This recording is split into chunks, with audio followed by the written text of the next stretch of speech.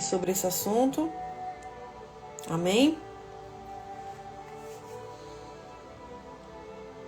E vamos avançar em nome de Jesus. Glória a Deus.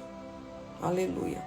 Então vamos lá. Eu quero consagrar essa live. Se você puder, compartilha para outras pessoas e vamos avançar.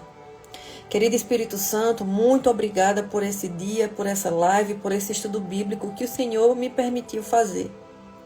Eu te consagro, Pai, essa live, eu te consagro esse dia. Eu peço que o Senhor abençoe a vida das pessoas que estão aqui assistindo e que vão assistir depois. Que o Senhor possa me dar graça para falar, Pai, do Teu Filho, Jesus Cristo. Que o Senhor possa me dar graça para falar sobre a genealogia mais improvável da Bíblia. E é isso que a gente precisa, Pai, entender. Que é dos improváveis que o Senhor traz para uma obra grande, para o Teu reino. Eu não me sinto capaz, Senhor. Mas o Senhor é maravilhoso para me tornar capaz de falar da Tua palavra, do Teu Filho e da genealogia mais improvável que já pôde vir nessa terra. Bendito seja o Teu nome, Senhor. Eu me diminuo na Tua presença, que o Senhor possa tirar tudo de mim, Pai, que não me serve. Tudo de mim que vem do ego, da ganância, do orgulho, Pai. Que o Senhor possa me derramar sobre a minha vida graça. Graça, amor, sabedoria, prosperidade, comunhão, alegria, Senhor. Porque sem alegria é impossível, Pai, te agradar. Obrigada, Jesus, por esse dia. Eu me submeto ao Teu reino, à Tua vontade, à Tua palavra. Senhor, abençoa a vida das pessoas que estão aqui. Que o Senhor possa, Pai, limpar o coração delas de tudo que não serve mais para esse novo destino, para esse novo caminho, para esse novo tempo. Em nome de Jesus, Pai, muito obrigada por esse dia maravilhoso, por essa tarde que já iniciou. Bendito seja o Teu nome, hoje e sempre. Onde quer que eu vá, Pai, que Teu nome seja glorificado, exaltado e adorado. Amém. Glória a Deus. Bendito é o nome do Senhor. Amém? Então, vamos avançar. Eu quero falar hoje sobre a genealogia, a linhagem, de onde ninguém esperava, Deus faz nascer o Salvador, nosso Criador. E essa é uma linhagem improvável. Eu quero falar isso hoje, esse assunto, para que a gente entenda que, por mais que você seja um improvável, por mais que você tenha tido um passado obscuro, errado, saiba que o que importa hoje para Deus é onde você vai chegar. É o seu destino profético. É o que o Senhor quer de você. Porque a gente fica tão preocupado muitas vezes, porque eu fui uma prostituta, porque eu fui um traficante, porque eu fui um drogado, porque eu matei pessoas. Mas só que o Senhor pega isso que você foi e transforma em quem você será. Então, por isso que eu quero falar desse assunto hoje, que normalmente eu nunca tinha visto ninguém falar sobre esse assunto, a linhagem de Jesus. Existe uma verdade na Bíblia que muitos evitam aprofundar, a genealogia de Jesus, de onde veio o nosso Salvador. Então, para muitos é apenas uma lista de nomes, mas para quem tem discernimento espiritual, ela é uma revelação poderosa. Porque aqui não encontramos perfeição, encontramos histórias quebradas de prostitutas, pessoas que traíram, mulheres que traíram, mulheres que deram um jeitinho para poder enganar o seu sogro. Então eu quero falar sobre esse assunto hoje, porque para você entender que de onde você veio não importa, mas para onde você vai. Então aqui não encontramos perfeição, encontramos histórias quebradas como prostitutas, mulheres envolvidas em escândalos, revelações fora do padrão moral, histórias marcadas por dor, erro e injustiça. E mesmo assim, foi exatamente dessa linhagem que Deus decidiu trazer o Salvador no mundo. Isso confronta a nossa lógica humana, porque a gente vive por lógica. E eu quero confrontar você e a mim também, para que a gente não olhe para as pessoas pelo que elas foram, porque elas estão sendo agora, porque você não sabe o propósito que Deus tem com essas pessoas. Porque nós escolhemos os melhores, Deus escolhe os improváveis. Nós descartamos as pessoas pelos erros delas. Muitas pessoas já olharam para mim me julgando por quem eu fui, pelo que eu fiz. Mas Deus redime através deles. A genealogia de Jesus não é uma lista de perfeitos, de pessoas perfeitas. É a prova de que Deus transforma histórias imperfeitas em propósito eterno. Então a genealogia de Jesus não é limpa, não é redimida. Ela é redimida, ela não é limpa. Então a primeira referência aqui é Mateus 1. Quando olhamos a genealogia de Jesus, vemos algo incomum para a cultura da época. Mulheres são citadas. E não qualquer tipo de mulheres, mas mulheres com histórias que socialmente seriam rejeitadas. Isso não é detalhe, isso é intencional. Deus quis deixar registrado essas histórias para você entender. Homem e mulher que vai assistir essa live. Que mesmo que você tenha vindo de uma podridão, do mundo errado, do mundo prostituído, o Senhor vai pegar essa história sua e vai transformar num grande propósito. Então Deus quis deixar registrado. Aqui eu entro na história humana exatamente onde ela está quebrada. Então o Senhor diz aqui para nós: eu entro na sua história humana exatamente onde você está quebrado. Então por isso que a gente não pode olhar para as pessoas com o olhar porque elas estão sendo ali errôneas ou estão se prostituindo. Se Deus tem um propósito na vida delas, olhe para elas com o olhar do que Deus pode fazer. Vamos falar aqui primeiro de Tamar.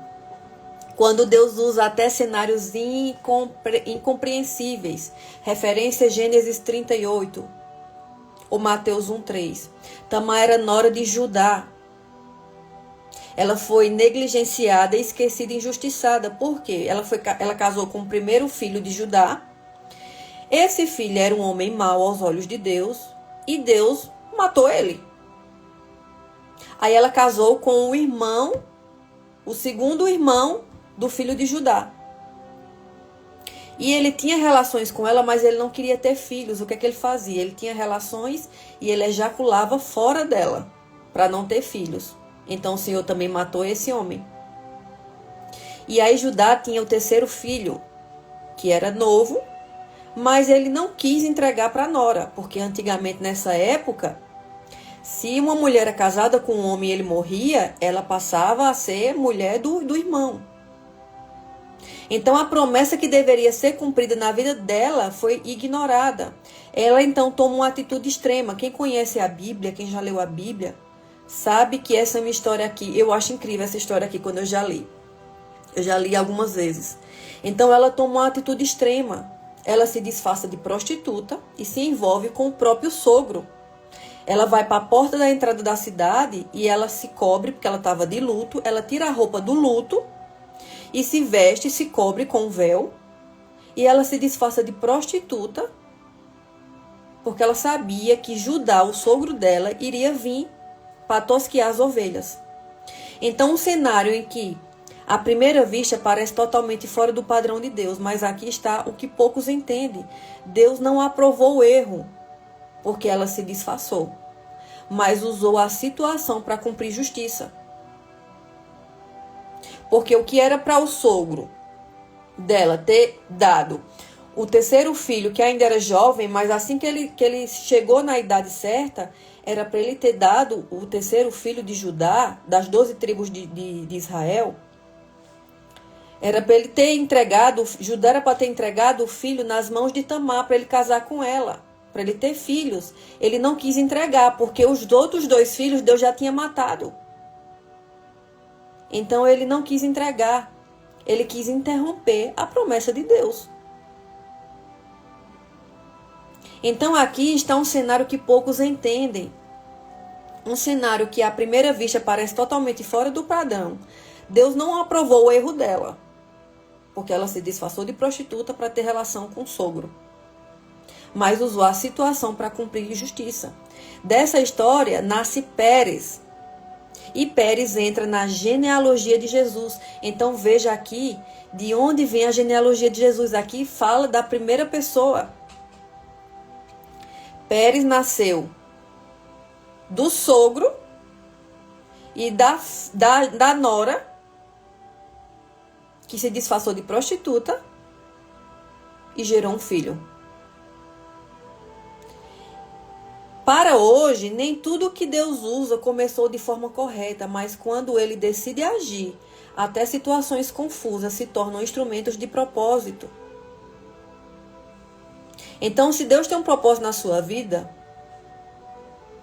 não importa de onde você veio, o que você fez, Deus vai usar aquilo para cumprir o propósito dele. Amém? Então, aqui você pode ver que o Senhor usa uma mulher que se disfarçou de prostituta, teve um filho com o sogro, porque o sogro não queria entregar o terceiro filho para casar com essa mulher. E ela tomou uma atitude que aos olhos de Deus é errado. Mesmo assim, Deus não impediu de nascer um filho da nora e do sogro. E daí, você pode ver que de Pérez vem a genealogia de Deus. Então, de uma mulher que se disfarçou e enganou. Então, Deus não se deixa perder nada. Agora vamos falar um pouquinho aqui de Raabe, uma prostituta que se tornou parte da promessa. Eu quero que vocês vejam de onde vem a genealogia de Jesus, nosso Salvador, de pessoas improváveis. Josué 2 ou Mateus 1:5, Raabe era conhecida pelo seu passado, uma prostituta em uma cidade condenada, mas quando teve a oportunidade, ela escolheu crer. Ela reconheceu Deus antes mesmo de viver entre o povo de Deus. E isso mudou tudo. Deus não apenas poupou sua vida, Ele inseriu na linhagem de Jesus. Para hoje, o que define sua história não é o seu passado. Eu tive um passado muito obscuro. E eu não me vanglorio, eu me sinto triste, mas ao mesmo tempo eu sei que o Senhor vai usar o meu passado para transformar num grande propósito para o reino dele. Amém? Então, o que define sua história não é o seu passado, é a sua resposta quando Deus se revela a você. Uma decisão de fé pode te reposicionar completamente. Então, quem foi Raabe? Uma prostituta que permitiu que os espiões entrassem na casa dela, espiassem a terra. E o Senhor não matou a família dela, nem ela. E a linhagem de Jesus Cristo veio de uma prostituta. Então, muitas vezes, a gente se acha tão alecrim dourado e a gente se diz assim, não, eu nasci no berço evangélico e isso e aquilo, e quer mostrar uma santidade. Só que, meu irmão, a gente tem que olhar para os que estão perdidos com o olhar que Deus olha para ele, como olhar que Deus olha para ele, como Deus olha para eles. Porque a gente não sabe o que essas pessoas o Senhor vai transformar. Então agora eu quero falar um pouquinho aqui para vocês de Betseba. Quem foi Betseba? Mulher de Urias, que traiu Urias com Davi. Então veja de onde vem a linhagem de Jesus. Uma mulher que enganou o sogro para ter filho. Uma prostituta improvável. E de uma mulher que foi adúltera. Então Betseba, quando o pecado não cancela o propósito. Referência, 2 Samuel 11:12 ou Mateus 1:6. A história de Betseba envolve adultério, dor, perda e consequências profundas. E mesmo assim, Deus não encerra a história dela. Dessa mesma mulher nasce Salomão e da linhagem de Salomão vem Jesus. Isso revela algo poderoso aqui. Deus não ignora o pecado. Deus não ignora o nosso pecado, mas também não abandona o propósito. Então, se o erro tivesse a palavra final, a redenção não existiria. Mas Deus escreve além das nossas falhas. Além. Tem coisas que eu não falo no meu testemunho porque são muito fortes e o Senhor não me permite. Mas eu vivi em profundezas que vocês nem podem imaginar. Mas um dia eu vou contar isso. Em lugares fechados e até no livro, se o Senhor me permitir. Mas o Senhor usa hoje tudo que eu vivi, da podridão do mundo que eu vim, para que eu possa hoje alcançar vidas através do que eu vivi, ajudando essas pessoas a não viver a mesma coisa. Então o Senhor, o meu erro, Ele não ignora. Porque hoje eu tenho pagado preços pelas minhas escolhas que não têm sido fáceis. Eu fiz muitas escolhas erradas e eu não me orgulho disso. Mas eu sei que o Senhor está usando isso para cumprir o propósito dele. Porque quando eu vejo uma pessoa fazendo aqui, entrando em caminhos que eu já entrei, o Senhor me leva a ajudar essas pessoas. Então Deus não ignora o nosso pecado, mas também não abandona o propósito que Ele tem na sua vida. Amém? Se o erro tivesse a palavra final, então a redenção não existiria. Mas Deus escreve além das nossas falhas. Então, as verdades que muitas pessoas hoje não falam. A genealogia de Jesus prova que Deus usa pessoas improváveis. Deus não depende da perfeição humana. Deus transforma histórias, não apenas seleciona os melhores. Isso muda a forma como vemos as pessoas hoje.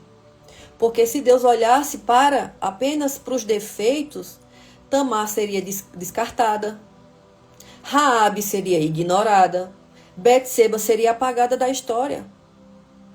E foi uma mulher que enganou o sogro, se fez de prostituta, uma prostituta que ajudou os espias, o povo de Deus, e uma mulher que traiu seu marido. Então, e o próprio plano da salvação seria diferente se o Senhor tivesse ignorado essas pessoas. Então, não julgue as pessoas pelo ponto de onde elas estão agora, ou pelo ponto do que elas já viveram. Não olhe para essas pessoas com olhar de julgamento, porque você não sabe o propósito que Deus tem com elas. Porque Deus trabalha com processos. Se o Senhor tem trabalhado na minha vida, que fui a pessoa mais pecadora que vocês podem conhecer. Se o Senhor está trabalhando na minha vida, o Senhor vai trabalhar na vida das pessoas que Ele tem propósito. Só que muitos são chamados e poucos querem realmente esse chamado. Por isso que todos são chamados, mas nem todo mundo quer passar pelo processo. O processo da transformação.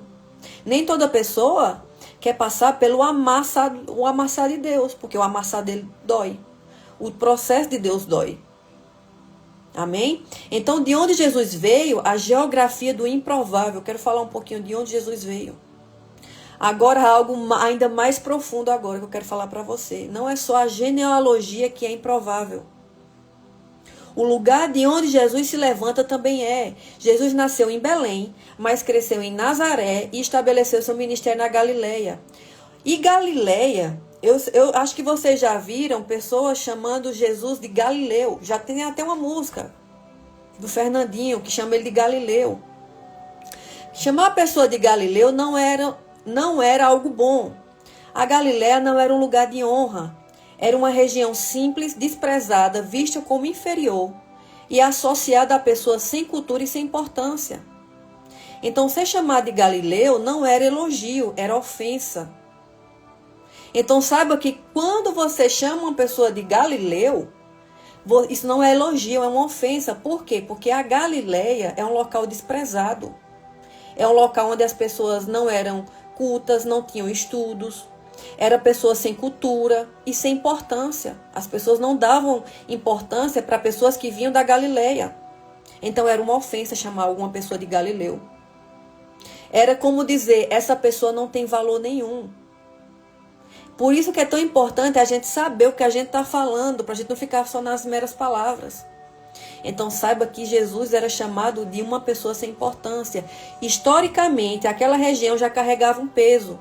ela era conhecida como Cabu, que significa terra ruim, inservível, uma terra que não servia para nada e não era boa para nada, nem para colheita, nem vinha pessoas boas, era uma terra ruim, completamente ruim. Agora entenda isso espiritualmente. Jesus escolheu crescer e se estabelecer em um lugar considerado inútil. E isso não foi por acaso, foi uma mensagem. Deus não faz nada fora do controle, da linha, do plano perfeito. Porque primeiro vem mulheres, vamos falar das mulheres. Teve homens também, mas aqui eu estou falando das mulheres. Tamar se disfarçou de prostituta e teve filho com o sogro, porque o sogro não queria entregar o terceiro filho para ela ter filho. Raabe, uma prostituta improvável, que ajudou os espias, o povo de Deus, e não foi morta. Voltamos, em nome de Jesus. Betseba, que traiu Urias com Davi, teve um filho. E a linhagem de Jesus Cristo, do nosso Salvador, veio dessas mulheres. Então, por que muitas vezes a gente olha para as pessoas com olhar de julgamento, nos achando a quarta pessoa da Trindade, nos achando corretamente corretos? Tem pessoas que dizem assim, não, eu não entro naquele lugar ali, porque ali só tem prostituta, drogado. Se Deus mandar, Deus tem um propósito ali. Aí você fica dizendo que só vai em lugares onde só tem crente, onde só tem salvo. E como é que você vai ajudar o povo?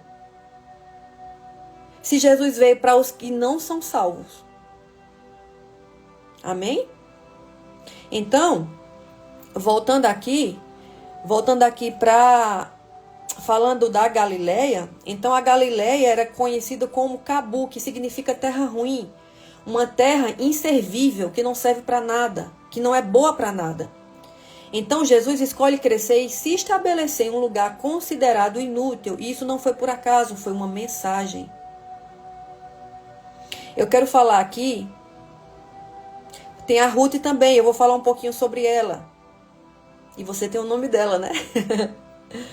Eu quero falar o significado espiritual de ser galileu. Jesus e seus discípulos eram chamados de galileus. E isso carrega uma revelação profunda aqui nessa palavra. Deus transforma aquilo que o mundo despreza em instrumento de manifestação da sua glória. Aquilo que era visto como sem valor, sem potencial e sem futuro, se tornou o centro do maior movimento espiritual da história. Então, hoje, talvez você veio de um lugar desacreditado, de um lugar onde as pessoas não dão valor a você. Talvez a sua história foi marcada por rejeição, prostituição, drogas, morte. Talvez já te chamaram de improvável. Mas entenda isso, seu destino profético não está preso ao seu ponto de partida. O seu destino profético não está preso ao seu ponto de onde você veio, de onde você nasceu. Não importa de onde você nasceu, de que família você veio, o que você fez no passado. O que importa é que quem Deus está te chamando para se tornar.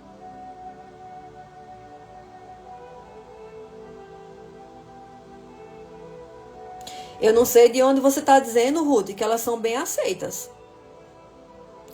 Elas podem ser ricas, sim. Famosas, sim. Eu fui uma dessas duas, mas bem aceitas não são.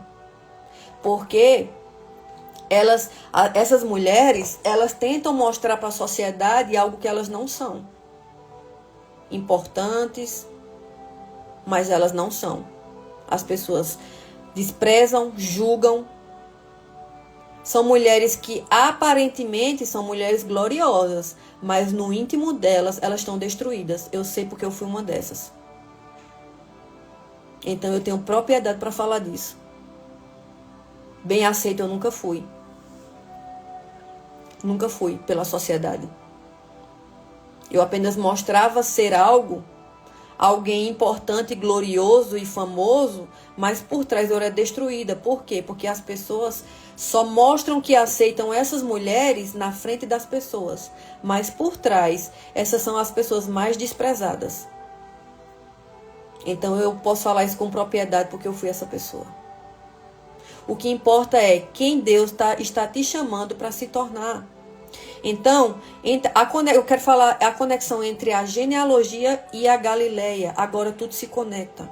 A linhagem de Jesus é improvável. O lugar de onde ele se levanta também é improvável. Isso revela um padrão divino aqui. Deus escolhe o improvável para manifestar o extraordinário. Uma genealogia marcada por pecadores, uma região considerada inútil, pessoas desacreditadas, porque as pessoas não queriam estar perto dos galileus. Porque eram pessoas que não tinham cultura, eram pessoas não cultas, eram pessoas que eram totalmente ignoradas pela sociedade. A sociedade daquela época, né? Então era uma genealogia marcada por pessoas, por pecadores. E é o que muitos hoje de nós a gente quer fazer com as pessoas. A gente quer olhar para as pessoas como pecadores, sendo que a gente é quem? Você acha que você não peca? Você acha que você está tão santarrão? E você olha para as pessoas com desdém? Aí você começou a se perder. Porque Jesus, ele veio exatamente para essas pessoas. Por isso que quando ele conta numa parábola, que quando ele manda celebrar uma festa, ele manda chamar os reis, os príncipes, e eles não querem, eles começam a dar desculpa.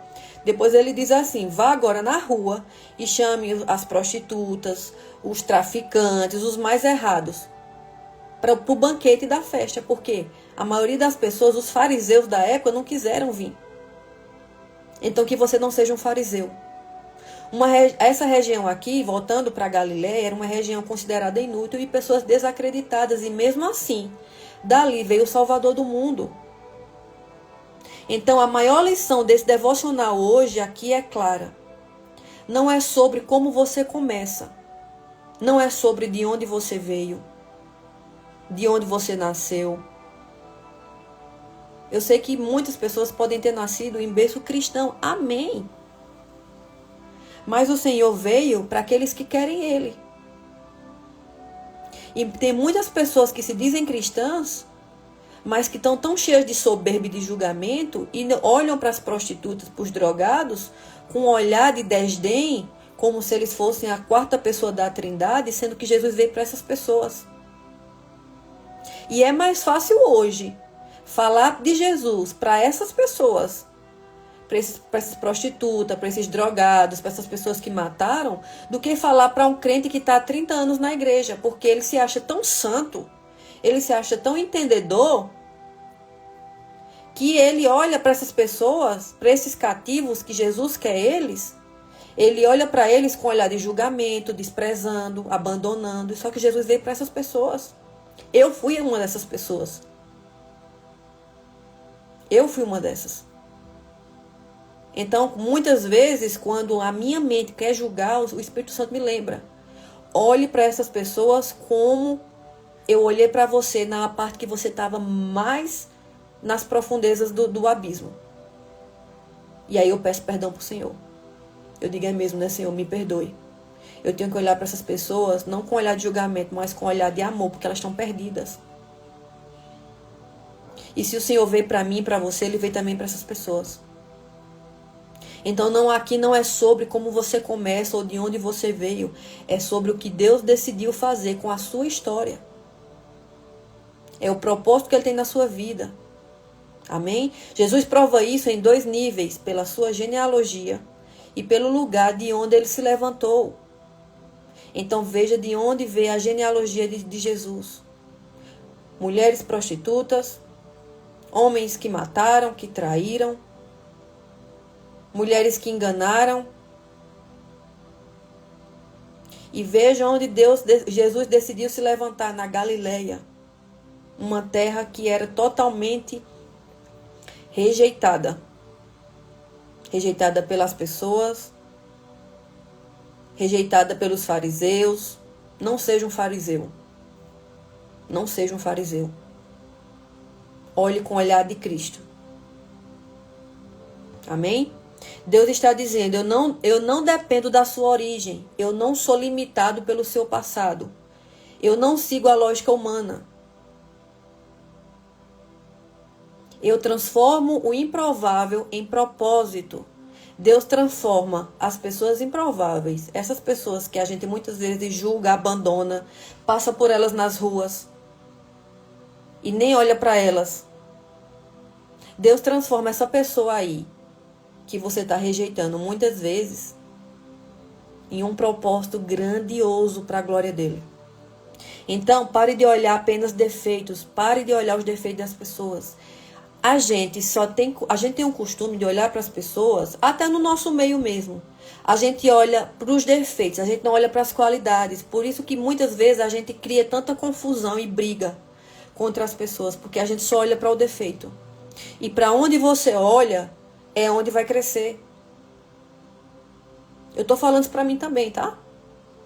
Tô falando isso para mim. Então, na sua família, no seu trabalho, na igreja, nas pessoas que você nem conhece, comece a olhar para essas pessoas, não para os defeitos delas. Se você for olhar para os defeitos, ninguém vai ficar do seu lado. Se a gente for só olhar para os defeitos delas, nos achando muito santarrões, ninguém vai ficar do nosso lado. Ninguém vai ficar na igreja, ninguém vai suportar estar do nosso lado, porque a gente só vai olhar para as pessoas e a nossa mente humana quer só olhar para as pessoas para os defeitos. A nossa mente. Por isso que a gente tem que dominar aqui. Porque a nossa mente só quer olhar para as pessoas para os defeitos. E onde você olha, onde você coloca a sua energia, onde vai crescer. Por isso que quando a gente começa a olhar para os defeitos, é onde vai crescer e é onde vai afastar as pessoas. Quando você é casado, você olha só como tem um tempo, eu tô falando isso porque eu já fui casada, tá? Não fui casada em papel, mas já fui casada. Eu tinha épocas que eu só olhava para o meu antigo parceiro, eu só olhava para os defeitos dele. E aí por isso que a moradia virava um inferno. Hoje a nossa moradia virava um inferno, porque eu só olhava para os defeitos. E quando eu olhava só para os defeitos, aquilo crescia. E aí o que era para ser uma convivência maravilhosa se tornava no inferno. Porque eu só estava olhando para os defeitos dele, eu não olhava para as qualidades. E se você olha para as pessoas só para os defeitos, ninguém vai ficar do seu lado. Ninguém vai suportar estar do seu lado. Amém? Então pare de olhar para as pessoas, para os defeitos. Pare de limitar pessoas. E principalmente, pare de se limitar. Porque o mesmo Deus que trouxe Jesus de uma linhagem improvável e de uma terra desprezada é o Deus que escreve a sua história hoje. O mesmo Deus que trouxe Jesus de prostitutas, de homens que mataram, traíram, de mulheres que enganaram e de uma terra desprezada é o Deus hoje que está escrevendo a sua história. Amém? Glória a Deus. Sheila, eu concordo com você, mas hoje é assim, se não existisse tanta guerra entre os cristãos, se não existisse tanta briga, tanto cristão se levantando contra cristão, não seria essa guerra. Os cristãos sempre vão ser rejeitados e criticados, porque quando a gente está no reino de Deus, a gente é criticado. Eu sou criticada todo dia. Todo dia eu sou criticada, rejeitada, julgada. Mas eu sei que eu estou fazendo o que Deus quer. E amém. Todo cristão que está fazendo a vontade de Deus, você vai ser criticado e rejeitado. Se você não está sendo, saiba que algo está errado. Porque é guerra. A gente que está vivendo com Deus, saiba que você vai viver em guerra até o dia que você for para a glória. Se você está vivendo uma vida tranquila, calma, saiba, meu irmão e minha irmã, que tem alguma coisa errada. Porque quando você realmente está fazendo a vontade de Deus, saiba que vai se levantar gente de onde até menos você pensa. Então nós somos criticados, rejeitados e vamos ser. Se você decidiu servir a Cristo, saiba que você vai viver uma vida assim. Por isso que nós passamos por processos para a gente se fortalecer. Agora, no meio cristão existe uma guerra muito grande, que é crente falando de crente, cristão falando de cristão, crente tentando derrubar crente. Quando eu estava na feitiçaria, não existia essa guerra, porque não existe. Eu nunca vi um feiticeiro, bruxo, macumbeiro, satanista falar de outro. Eu nunca vi. Eu nunca vi. Eu nunca vi um bruxo falar de outro. Eu nunca vi um satanista falar de outro. E eu vivi nesse meio. Eu nunca vi um tentar derrubar o outro. Cada um fazendo ali seus trabalhos. Cada um ali ajudando o outro. Agora, no mundo cristão, eu nunca vi isso na minha vida. É crente falando mal de crente. Cristão falando mal de cristão. Então existe uma guerra no nosso meio que não era para existir, porque se a gente se unisse, a gente saberia muitas vezes vencer as guerras que a gente está passando. É uma pessoa que não aguenta ver você crescer mais do que a outra, não aguenta ver você receber dons que ele não recebeu mais porque não buscou, porque ele está pagando preço. Se o reino de Deus é pegado à força, você tem que fazer por merecer. Mesmo que a gente não mereça. A gente não merece nada, tá? A gente não é merecedor de nada. Mas, por exemplo, eu tenho buscado em Deus ter dons que normalmente o meu povo, a minha família, não tem. Mas eu digo, Senhor, eu entendi que eu sou filha, eu vou buscar. E quando eu digo, Senhor, eu quero, o Senhor diz, então você vai fazer o que a maioria não está fazendo. É jejuns, acordar de madrugada 3 horas da manhã. É se separar. É não ir em lugares que a maioria vai. E o Senhor diz, não, fica aí trancada no seu quarto, orando, adorando, lendo palavra. É uma vida separada. Mas eu entendi que, Pai, se eu quero o que a maioria não tem, eu tenho que fazer o que a maioria não está fazendo. Amém? Então, o reino de Deus é tomado à força. Se você quer ter o que a maioria não tem, busque o que a maioria não está buscando. Eu não quero ser uma meia boca crente. Não, eu quero saquear o inferno. Porque eu servi ao inferno.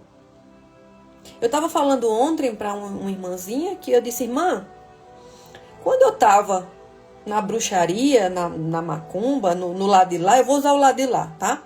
Quando eu estava do lado de lá, eu fazia coisas que no outro dia eu já tinha. No outro dia. Mas para Deus, esperar o tempo de Deus é muito difícil, porque a gente não quer esperar, porque a gente é ansioso. Mas por quê? Porque Deus faz tudo muito perfeito. As coisas de Deus são perfeitas. No tempo certo, na hora certa, do jeito certo. E quando elas vêm na perfeição do Senhor. Então, se eu servir com excelência ao mundo das trevas, eu tenho que servir a Deus com excelência. Mesmo na minha pequenez e sendo tão errônea. Mas eu busco cada dia não ser melhor do que vocês ou ser melhor do que alguém. Eu busco ser melhor do que eu mesma.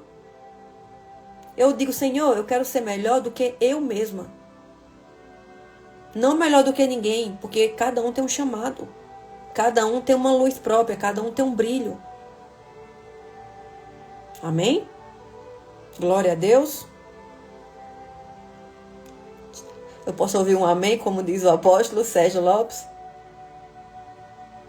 Então, entenda que, para a gente concluir, não é de onde você veio, não é o que você fez, ou o que você está fazendo, mas é para onde você está indo. É quem Deus te chamou para ser. Então não olhe para essas coisas, olhe para frente. Deus nos manda olhar para frente, para o alvo. Se eu fosse olhar para o meu passado, ninguém ia querer estar perto de mim, eu não ia fazer nada, porque o meu passado foi muito podre. Tem coisas que eu não posso nem falar na internet, porque é muito pesado. Mas um dia eu espero falar para vocês em livros ou em lugares fechados. Mas eu sei de onde o Senhor me tirou. E eu sei que hoje eu estou usando isso, tudo isso que eu vivi, para dizer para vocês que tem jeito. Tem jeito sim. mas é para quem realmente quer receber esse Jesus. Não receber como um fariseu, olhando para as pessoas com desdém, olhando para as pessoas como elas são erradas, olhando para as pessoas como lixo, sendo que eu fui lixo. Por isso que eu sempre busco falar para vocês daquilo que eu fui. Sem denegrir ninguém, sem envergonhar ninguém, mas falando de quem eu fui, de onde Deus me tirou. Para vocês entenderem que se Deus olhou para mim, que fui o lixo do lixo, a escória do mundo, e hoje eu estou aqui podendo falar para vocês que não é de onde você veio, ou o que você fez, ou o que você está fazendo, que vai definir o que você vai ser no futuro. E quem faz essa transformação se chama Jesus Cristo. Amém? Glória a Deus. Então não olhe para as pessoas desdenhando, julgando, porque você não sabe o propósito que Deus tem na vida delas. Você não sabe o que Deus quer com elas. Amém? Então, para finalizar, eu quero fazer a oração final, para a gente finalizar. Amém? E que o Senhor possa abençoar a vida de vocês nessa tarde. Então, eu quero fazer a oração em nome de Jesus. Eu quero consagrar essa oração. Eu quero ligar aqui na terra para ser ligado no céu. Que o Senhor possa cada vez mais nos ensinar a ser como Cristo, não como fariseu. Olhar para as pessoas com amor, com misericórdia, entendendo que aquela prostituta ali, ela pode ser uma grande mulher de Deus, que pode ganhar milhares de almas para Jesus. Aquele drogado ali, ele pode ser um grande pregador da palavra. Então olhe para as pessoas com misericórdia. Então eu quero fazer a oração em nome de Jesus. E como o irmão Abner que falou aí, ele ontem me deu uns conselhos. Eu agradeço, irmão Abner, pelo conselho de colocar o Pix aqui, uma instrução do Senhor, tá?